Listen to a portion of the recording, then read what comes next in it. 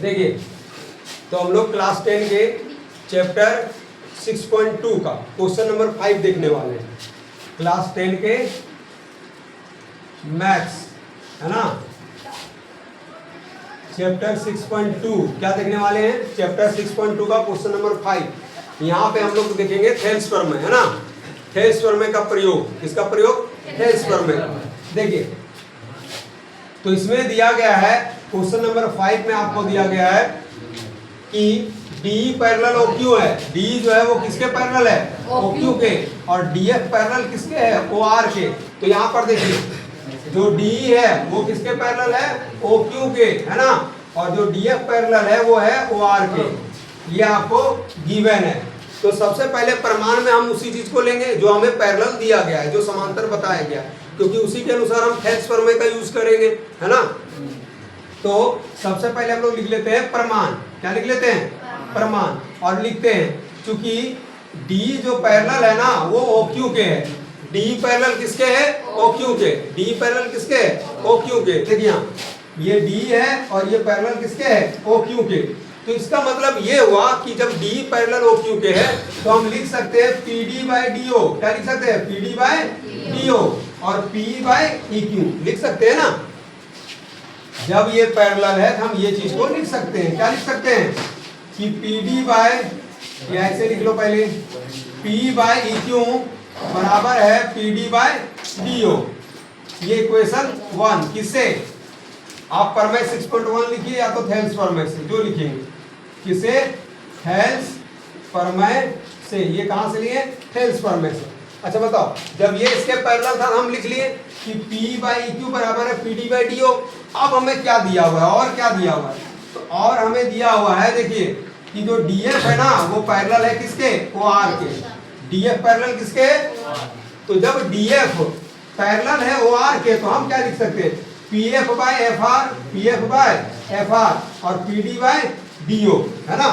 तो लिख लीजिए PF बाय FR बराबर PD बाय DO। ये इक्वेशन कितना हो गया? 2।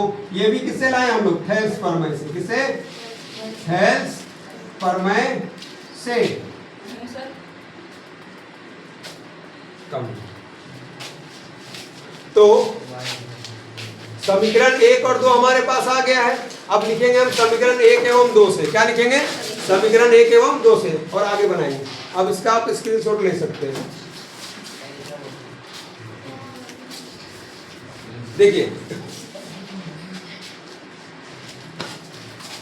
ठीक है, चलिए इसको यहीं पर लिखते हैं, यहां पे कर लेते हैं ना। देखिए, तो आपको लिखना क्या है? समीकरण 1 एवं 2 से। समीकरण 1 एवं 2 से। देखिए, समीकरण 1 एवं 2 से लिखे तो PD बाई DO कैंसिल हो जाएगा।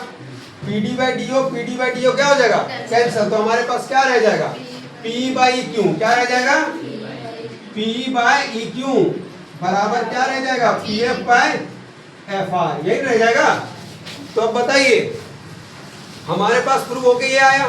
क्या आया? देखिए यहाँ पर कि P बाई, देख लीजिए यहाँ, P बाई EQ, सुनिए, P बाई EQ बराबर है PF बाई FR। तो जब भी ऐसा रहता है कि ये इसका अनुपात बराबर, यानी ये दोनों जब एक ही अनुपात में बराबर हो जाते हैं, तो हम क्या लिखते हैं कि ये जो तीसरी भुजा है, देख रहे ना, और इसके सामने जो है वो पैरेलल हो जाएगा। अरे हम लोग 6.1 में देखे थे ना, यहाँ देखिए A B C D E, ठीक है, देख रहे हैं? या तो आप समझिए, अगर आप ये ले आए कि इसके अनुपातिक, इसके जो भुजा का अनुपात है वो एक ही अनुपात में विभाजित होते हैं ना। भुजा का अनुपात क्या है? एक ही अनुपात में विभाजित होते हैं। तो थेल्स प्रमेय के विलोम से दिखा सकते हैं ना कि पैरेलल है, सो तो वही लिखेंगे। इसलिए थेल्स प्रमेय के विलोम से, यानी थेल्स प्रमेय का उल्टा करेंगे तो क्या पैरेलल आ जाएगा कि नहीं? जब पैरेलल रहता है तो आप ये लिखते हैं, और ये आ गया तो आप पैरेलल लिख सकते हैं ना। किससे? थेल्स प्रमेय के विलोम से। कल आपको समझाए थे कि अगर पैरेलल दिया है तो आप क्या लिख सकते हैं? भुजा का अनुपात बराबर में। और अगर भुजा का अनुपात बराबर में एक ही अनुपात में आ गया तो आप पैरेलल लिख सकते हैं। तो पैरेलल लिख दीजिए। कौन पैरेलल हो जाएगा, देखिए यहाँ P बाई क्यू बराबर है PF बाई FR। तो कौन किसके पैरेलल हो जाएगा, EF जो है ना, कौन पैरेलल हो जाएगा, EF किसके पैरेलल हो जाएगा, QR के। और यही आपको लाना था, तो हो गया आपका प्रूफ। चलिए नोट डाउन करिए। और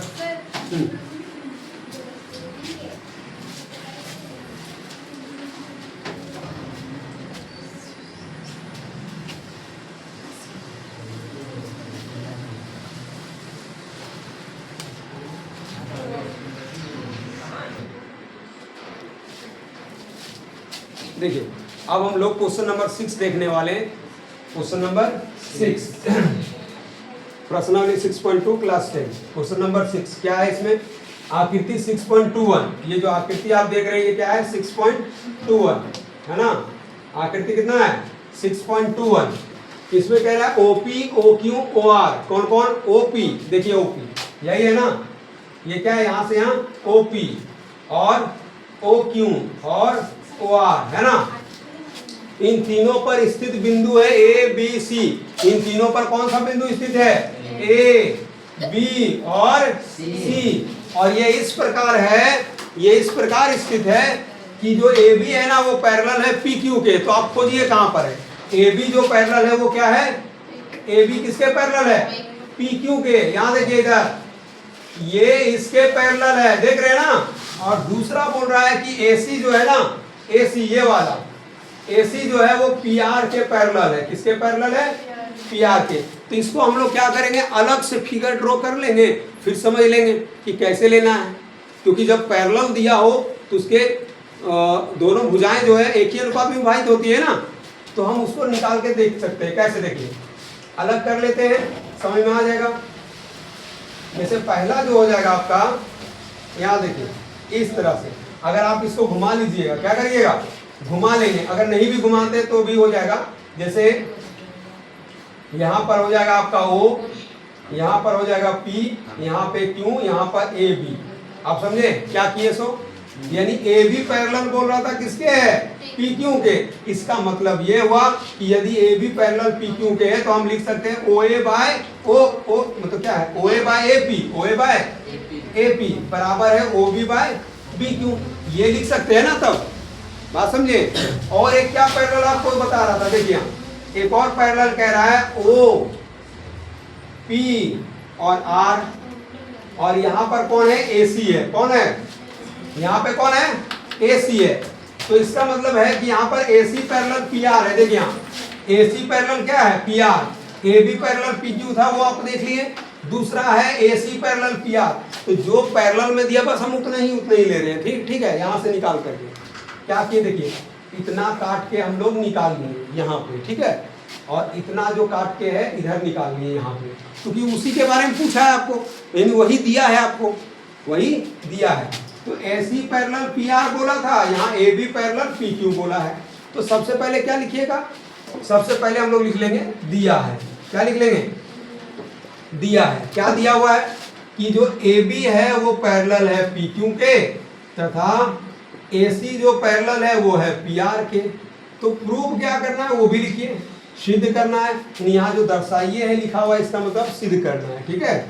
तो आपको सिद्ध क्या करना है, तो सिद्ध करना है कि जो BC है ना वो पैरेलल है QR के। इन्हें हमें प्रूव करके लाना है कि ये जो BC है ना वो पैरेलल किसके है, QR के। ये हमको प्रूव करके लाना है। तो सबसे पहले जो पैरेलल में दिया उसको लेके हम लोग आगे बढ़ जाएंगे, है ना। तो पहला प्रमाण, प्रमाण में हम किसको ले लेंगे कि AB पैरेलल PQ। क्या है प्रमाण में, AB पैरेलल PQ। अगर AB पैरेलल PQ है, AB PQ के पैरेलल है, तो आप क्या लिख सकते हैं, इसलिए किससे, इसलिए आप क्या लिख सकते हैं, OA बाय AP बराबर हो जाएगा OB बाय BQ। किससे, थेल्स प्रमेय से होगा ना। जब हमें पैरेलल दिया तो यही लिखेंगे, किससे, थेल्स प्रमेय में। इसको इक्वेशन 1 मानिए। अब क्या होगा, और आपको कुछ दिया हुआ है, क्या दिया हुआ है, AC पैरेलल है PR, है ना। इसलिए आप क्या लिख सकते हैं, वहां जाइए AC पैरेलल PR, तो क्या लिखिएगा OA by AP, OA by AP। O A by A P बराबर उधर से लिखिए आप O A O C by O R C R, है ना। ये भी किससे हम लोगों ने लिया, हेल्स प्रमेय से। किससे लिया, हेल्स प्रमेय से। इक्वेशन कितना मान लेंगे इसको, 2, ठीक है।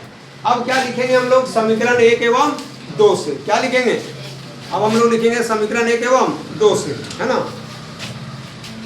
तो देखिए लिखिए समीकरण 1 एवं 2 से। अब बताइए इसमें कुछ कैंसिल होगा, कटेगा क्या। देखिए O A by A P, O A by A P होगा ना कैंसिल, तो ये दोनों कट गया, बचा क्या, ये और ये बचा ना।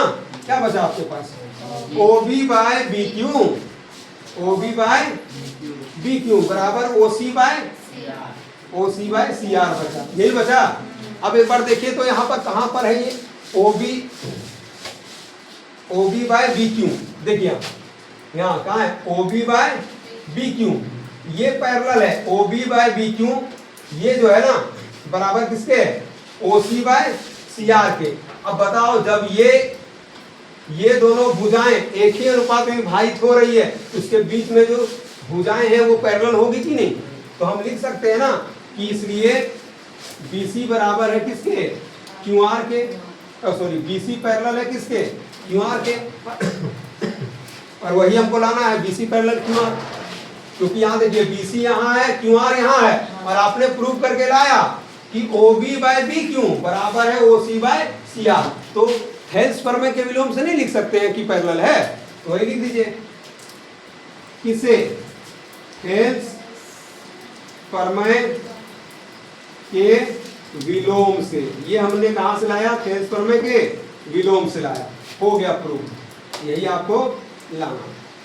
चलिए अब इसका भी नोट स्क्रीनशॉट आप ले सकते हैं, है ना, इसका स्क्रीनशॉट ले सकते हैं। ठीक है, क्या बोलते हैं, बाद में स्क्रीनशॉट ले सकते हैं। बच्चे लोग स्क्रीनशॉट नहीं लेना।